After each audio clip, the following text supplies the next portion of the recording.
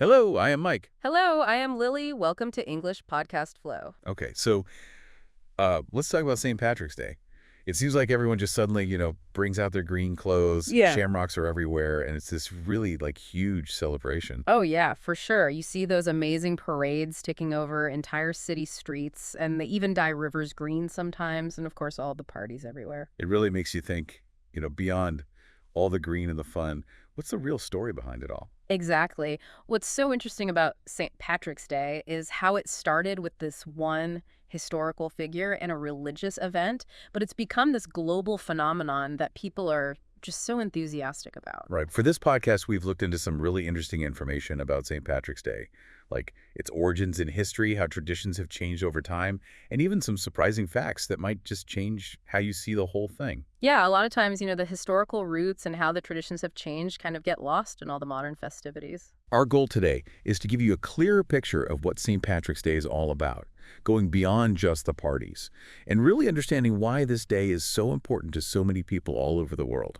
Yeah, definitely. And, if we think about it in terms of other cultural celebrations around the world, St. Patrick's Day is a great example of how historical events and people can become part of cultural identities and these really fun, widespread customs.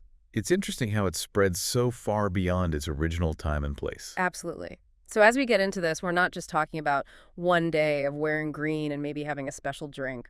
We're looking at a whole story made up of history, religious meaning, cultural pride, and of course all those fun myths and traditions. So let's go all the way back to the beginning. Most people know the name St. Patrick, but who was he really? Right, like over time, it seems like some of the details got mixed up with legends and folklore, but I'm sure there are some actual historical facts we can be sure of. So what can you tell us about the real person we know as St. Patrick? Well, studies show that St. Patrick was a real person, but as often happens with people from so long ago, the exact details of his life have been kind of embellished and added to over the centuries through stories and historical accounts. So the stories have grown and changed a bit over time. Yeah, pretty much. But what historians generally agree on is that he was born in Britain probably sometime in the late 4th century. Okay, so the late 300s. Right. And actually, the interesting thing is that the name he was given at birth wasn't Patrick, that came later. Huh. So he wasn't actually born with the name Patrick? Nope, he wasn't. It's fascinating, right? It appears that he was born into a family with some standing in Roman Britain. So they were relatively well off. Yeah, it seems so. However, his early life takes a very dramatic turn when, as a teenager, he was captured by Irish pirates. Oh, wow. So he was taken from his home. Yes, and taken to Ireland as a slave. This experience as a young captive in a foreign land would totally change his life, and it would lead to his lasting legacy. That's pretty incredible to think about. Being taken as a slave is a really powerful beginning to the story of someone we celebrate today. I know it's not really the image you usually have of St. Patrick. Right. You always hear about him as this very important religious figure who brought Christianity to Ireland. That this image of him as a young person held captive, it really changes how you see his whole journey. Oh, absolutely. It adds a whole new dimension to his story. Do we know about how long he was forced to be a slave and how he eventually got his freedom? Well, it appears that he spent several years in captivity in Ireland, and during this time he worked as a shepherd tending flocks in relative isolation. So he was really alone and separated from his family and home. Yes, and many believe this time of hardship was a period of significant spiritual growth for him, leading to the development of his very deep Christian faith.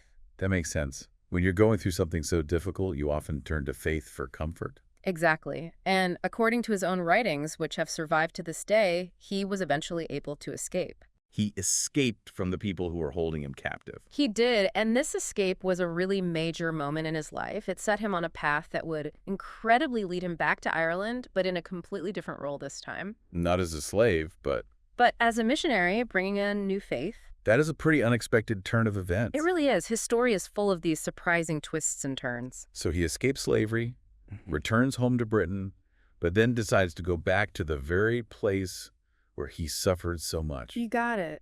It's truly remarkable, and it speaks volumes about his character. It really makes you think about forgiveness and dedication. What made him go back to Ireland? What was his mission? Well, it seems like he had a very strong sense of purpose, kind of divine inspiration that drove him to go back. So you felt like he had a higher calling. Exactly. It appears that after escaping, he underwent a lot of religious training and eventually became a priest. So even though he had found freedom and a new life, he still felt this pull to go back to Ireland. Right. He felt this undeniable calling to return to the land where he had been enslaved, but this time as a missionary, to spread the teachings of Christianity among the Irish people. That's incredibly brave, considering they were mostly pagan at the time. It was definitely not an easy or safe undertaking. He was essentially an outsider going back to a place where he had been oppressed and where his beliefs weren't widely accepted. You really have to admire his commitment to his mission. Absolutely. His courage and the depth of his faith are truly inspiring. And it's during this time when he was teaching Christianity that the story of the shamrock comes in, right? Yeah. Seems like this little green plant played a big part in how he explained his religious teachings. It did. It appears that St. Patrick used the 3 leaves of the shamrock to explain the concept of the Holy Trinity to the people of Ireland. So the Father, the Son, and the Holy Spirit. Exactly. The idea is that just as the shamrock has 3 individual leaves connected by one stem, so too are the 3 persons of the Trinity understood to be distinct, yet united as one God. It's a simple but effective analogy. It is. And while there isn't concrete historical proof that he actually did this, the shamrock has definitely become a very powerful symbol of St. Patrick and of Irish identity. Yeah, you see it everywhere on St. Patrick's Day. Oh, for sure. It's become a really iconic symbol. And the date we celebrate St. Patrick's Day, March 17th, has a connection to a specific event in his life. That's right. March 17th is traditionally recognized as the day that St. Patrick died. Oh, I see. So it's the anniversary of his death. It is, and while the exact year of his death is still debated among historians, it's generally thought to have been sometime in the latter half of the 5th century. Okay, so sometime in the late 400s. Right around then, yeah. And honoring the anniversary of his death was a way to pay tribute to his life's work and his very important role in bringing Christianity to Ireland. And over time, this remembrance evolved into the holiday we celebrate today. Exactly. It appears that over the centuries, this initial religious commemoration slowly transformed into the much broader cultural and religious holiday that we now know as St. Patrick's Day. So it's not just about remembering his spiritual legacy, but also about celebrating Irish heritage and culture all over the world. Precisely. It's become a global celebration of all things Irish. All right, so we've gone back in time to learn about St. Patrick, his life from Britain to slavery in Ireland, and then back as a missionary, the importance of the shamrock in his teachings, and ultimately the commemoration of his death on March 17th. We've covered a lot of ground, haven't we? We have. Now let's fast forward to the present and talk about how people celebrate St. Patrick's Day today. It seems like it's gone way beyond its religious roots, especially in countries outside of Ireland. Oh, absolutely. It appears that while St. Patrick's Day started as a religious day in Ireland, its modern celebration has really broadened. Yeah, especially in countries with a lot of people who have Irish heritage. Exactly like the US, Canada, Australia, and many others. It's amazing how a religious holiday has become a much wider celebration of Irish culture as a whole. It's fascinating, right? And you can really see this transformation in so many ways. From small community gatherings to huge international festivals. Exactly. People from all kinds of backgrounds just want to be part of the fun. It's really a testament to how adaptable cultural traditions can be as they move across different places and generations. I agree. It shows the enduring appeal of these traditions. One of the most obvious parts of modern St. Patrick's Day was wearing green clothes. Oh, definitely. It seems like it's almost a rule to wear green on this day, even for people who aren't Irish at all. It's true. It's become this symbol that everyone recognizes. So how did the color green get so connected to St. Patrick's Day and to Ireland itself? Well, studies show that it's due to a combination of things. First, Ireland has always been called the Emerald Isle because of its really green landscapes. Right, it gets a lot of rain. Exactly. So there's this strong visual connection between the country and the color green. Makes sense. And then there's the shamrock, which is also green. Yes, the shamrock that St. Patrick is said to have used in his teachings. Right, so you have these two key elements, and then you add in a growing sense of Irish national pride, especially in the 18th and 19th centuries, and it all leads to green becoming the color of St. Patrick's Day. That's a really good summary. And now wearing green is an easy way for people to show their Irish pride or just participate in the fun of the day. And you can't forget about the huge parades that happen all over the world for St. Patrick's Day. Definitely not. It appears that these parades have become such a big part of the tradition, and they take a lot of effort from the community. Yeah, and they attract so many people. So many. What's the significance of them, do you think? Well, I think they're a way for people to celebrate Irish culture and heritage publicly. and they bring communities together. That's a great point. It appears that they really are a celebration of Irish culture and community. You see everything from marching bands playing Irish music to dancers' floats representing Irish history, and even local businesses showing their connection to Ireland. It's really a chance for people to connect with their Irish roots and for everyone else to learn about Irish culture. I love the energy and the sense of community you feel at these parades. They're a real spectacle with so much to see and hear. It's not just about the parades and wearing green, though. Right, food and drink are a big part of how people celebrate, too. What are some of the traditional Irish foods and drinks that are most popular for St. Patrick's Day, especially outside of Ireland? Well, one that everyone knows is corned beef and cabbage. That's a classic. It is. Although it appears that how historically connected it is to actual Irish cuisine is up for debate. Really? I didn't know that. It became popular with Irish immigrants in America because the ingredients were cheap and easy to get. Ah, so it's more about practicality. Exactly.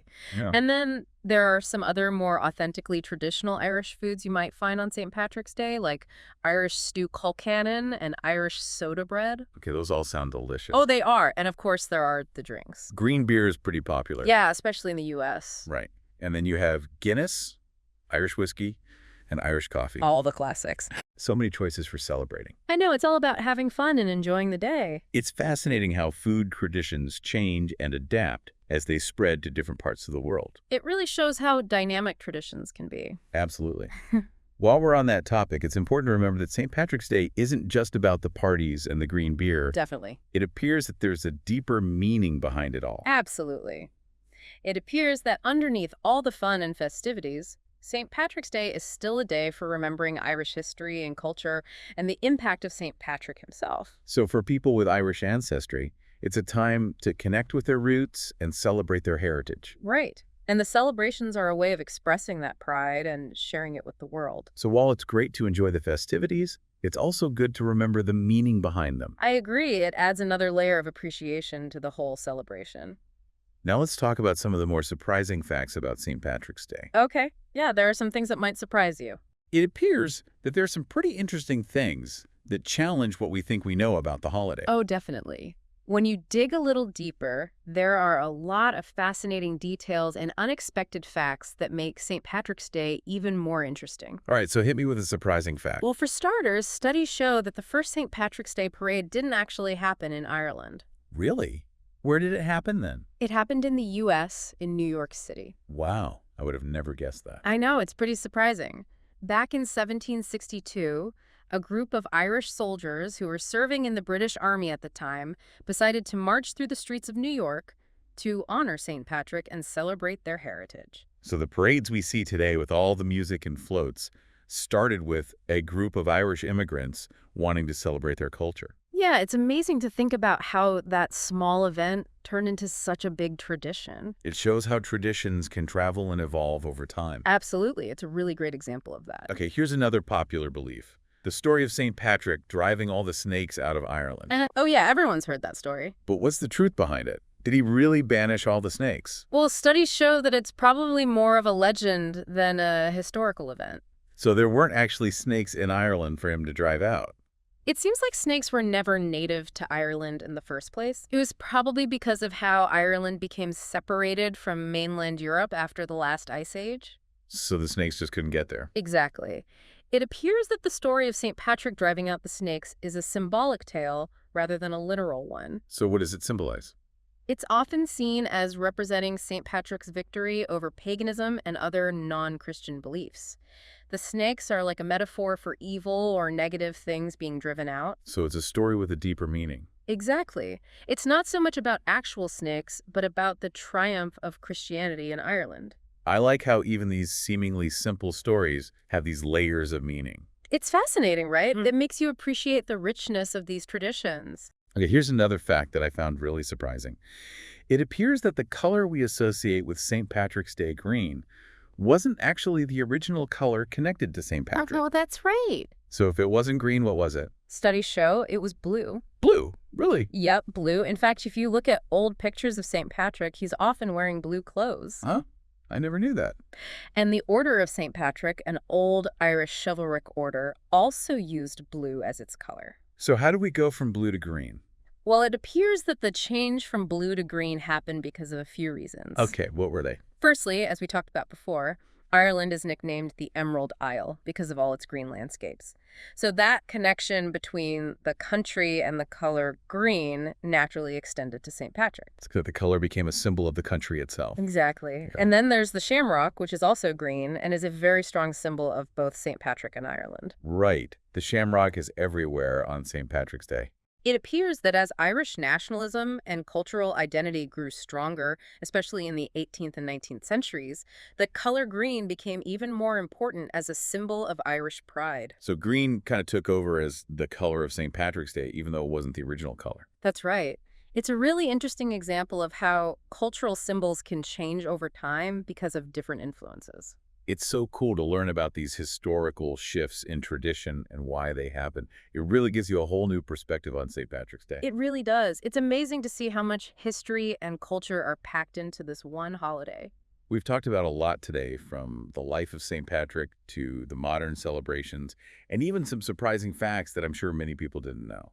I hope our listeners now have a better understanding of St. Patrick's Day beyond just the fun and the green. Yeah, it's been fascinating to explore how it evolved from a religious commemoration to a global celebration of Irish culture. It really is. And, it makes you wonder how future generations will continue to reinterpret and maybe even change St. Patrick's Day traditions as time goes on. That's a great question to think about. What new meanings or symbols might become part of the holiday in the future? It's definitely something to ponder as we think about how cultural celebrations are always changing and adapting all around the world. Well, that's all the time we have for today, but I hope you enjoyed learning about St. Patrick's Day. Yes, and if you celebrate, be sure to share how you celebrate with us. And be sure to subscribe to Listen to English Podcast for more interesting podcasts. See you next time. Bye-bye. If you enjoyed this episode, please like and subscribe. It really helps our channel grow and reach more English learners like you. By subscribing, you'll never miss a new episode, and by liking the video, you're letting us know you want more helpful content. Thank you for your support. It means so much to us.